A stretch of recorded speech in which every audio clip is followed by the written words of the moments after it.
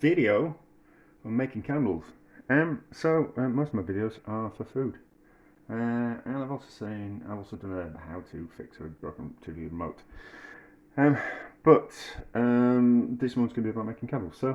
I developed a way a few years back to make candles. I was faffing around like I faff around with most things, and this is kind of what I came up with. Um, Candles are kind of quite expensive to buy. What you can do is you can make them yourself. It's a little bit tricky. And to get like a pillar candle like that, to buy them are kind of quite expensive, and to make them kind of quite tricky. So I developed a way of doing it. And also, if you burn a lot of candles, you end up with lots of kind of like stubby ends like that, and you want to use them up. You kind of don't want to throw them away. Certainly in these times of things going up in price, you kind of want to utilize everything that you've got and make use of it again. So you can remelt the bottom of candles and kind of turn them into new candle. Right. So just out of interest, when you buy candlesticks, you can get plain white ones, but the coloured ones come and they are just coloured on the outside, and I presume that's because the colouring's more expensive. So what they do is they make cheap white candles and then they just colour the outsides to cut down on costs. Or one factory just makes lots of candles like that, and then other factories just buy those cheap candles and then put the colour on themselves around the outside. So, right, this is just a bit of a how-to more than anything else, and I'm waffling already. So, what you're going to need is an old drinks can. So that we've cut the top off, and that's going to be our container. They are one-use containers, so we're only going to use these once and then we're going to throw them away, but you'll see what we're going to do. So what you need to do is you need to cut the top out of these. So this is a Red Bull one. It's a little bit too thin. I much prefer these, whatever. Oh, it's a Monster. I don't know that stuff. It's something I found on the street and give it a wash out. So, but these Red Bulls are a little bit too thin. But what you do is these are the ones I could find.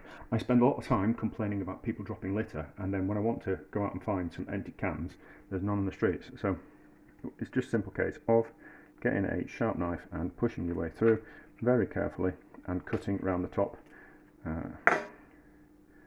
Be very careful with the scalpel, and then just cutting through like that until you remove the top and left with a vessel like that. Wash that out so it's clean on the inside, and then just be careful because it's going to be sharper on the outside. But you're an adult and you know these things. You don't need to be told. You only need to be told these things if you're a child, but a child shouldn't be doing this anyway. So melt your wax, which is just all the bits of wax that I've got, which will just take a little bit longer. And then what we're going to do is we're going to pour the wax into a old measuring jug, which I've used before. It's been in the cupboard for ages. And then we're going to pour that wax into that container. Now the problems arise when you use how do you get a wick in there? That's kind of quite difficult, but we're going to solve that problem by simply putting in a candle into the center. So as it hardens, we're going to push a candle right down to the bottom like that, and then because the wax is kind of setting, it will hold that candle in place, and there will be left with a candle that looks like that. So we'll just melt this and then we'll pour it into the container, and then we'll see how much wax we've got in there, and then we'll pick these candles, just these candles that I've got left, and they will be the wick. So it just solves that problem having to sort a wick out. But anyway, oh, got something else in there, a bit of wood in there that we shouldn't have in. But anyway, I'll fish that out. We'll wait until it's melted, and then we'll pour in. Right, that looks like it's melted just about enough. So pour it carefully from the pan into here, and what we'll find is that there are any bits of debris stay at the bottom of the pan and don't get transferred into the jug. So what I would recommend, if you've got a load of coloured candles and you just want white candles, cut all the colour off the outside and just use the inside as the white. So we've got some wicks and things in the bottom of there, but they're fine in there because they're going to stay down to the bottom. They're not in our fresh wax. And then just a simple case of pouring wax into container. So this looks like it's going to make a, ooh, that was hot, a purple candle. Don't want to fill them too full because we're going to push the other candle into it That's about right. So that's about as tall as it wants to be off the top, because we're going to push that candle into there as it cools, and that's going to disperse the what we call it, the candle wax in there. And if it was too full, it'd spill out over the top and burn everything, make a mess of everything. I don't think I've ever done that. But anyway, so we'll leave that to cool. Just as it starts to set, it's still hot to touch, so we can't put a candle in there at the moment because it'll just want to fall over and melt. We just need to leave it to set up for a little while first. So it's cooling and it's setting around the outside. I don't know if you can see that, but it's cool enough to lift. It's just starting to set around the outside. That means there'll be a glob of the bottom of the wax around the bottom will have started to set as well. That means we're going to have something to be able to stick this into. So it's taller than the tin, which is fine because we're going to cut it off anyway. So center it roughly down to the bottom, and then you'll feel when you hit the bottom, and it should be a little bit sticky and waxy down there, and it's just a case of moving it around so it's in the center,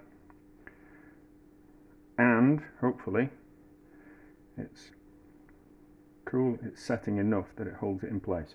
If it's not, if it's wanting to droop over, it means the wax is still a little bit hot, so you might need to pull the candle out and reset it. But what you can do just to kind of hold it in place is just put like a couple of pencils or a bit of wood.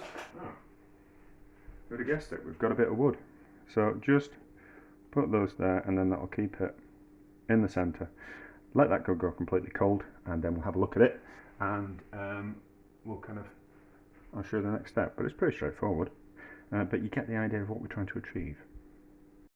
So sometimes, well, just keep an eye on them and just see that it's still centered. Sometimes they just want to collapse over just a little bit as they cool.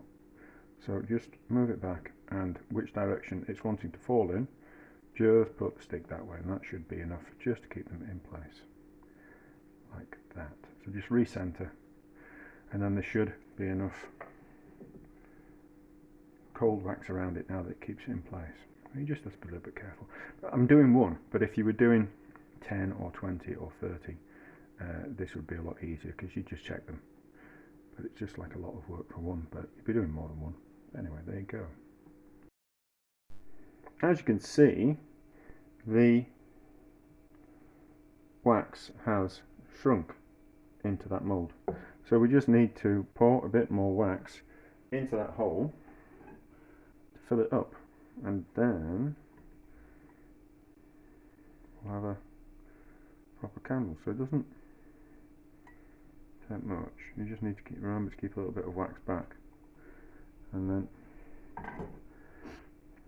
do that, and then it'll shrink a little bit, but not too much, and then it'll be ready to pull the outside off. Sometimes we can pull the candle out using that, but most of the time we have to cut that off.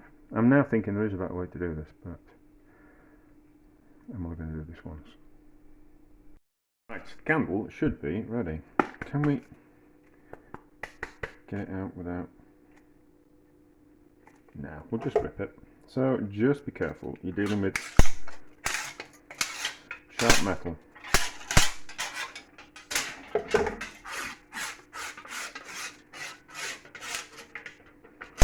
Right, put that in the recycling bin, and then you just need to, you get that little bit of a lip, so that's fine. We just need a knife. What we got? We got this knife. So just square it off at the bottom like that, just so it's level, sits stood up, and then a pair of pliers. And what you want to do is you want to just crunch this candle. Hopefully it'll just come off. I mean, you're not going to sell these. They're only going to be really for home use. So, but just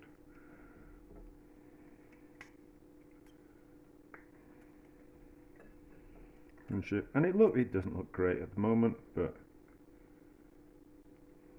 hopefully we haven't It doesn't look great at the moment, but once it's been lit for a while, you'll never see that bit of red wick at the top. So I don't know if this is useful for anyone, but if you're the kind of person who has lots of candles and you don't want to waste that little bit and you don't want to throw it away, there you go. You can reform your old candles into a new candle relatively easily. There you go. Then you've got a wick, and then that solves the problem of making your candles and sorting out a wick. There you go. And then all the little bits of wax just go into your little container to melt for next time. There you go. Easy peasy, eh? How to make your own candles.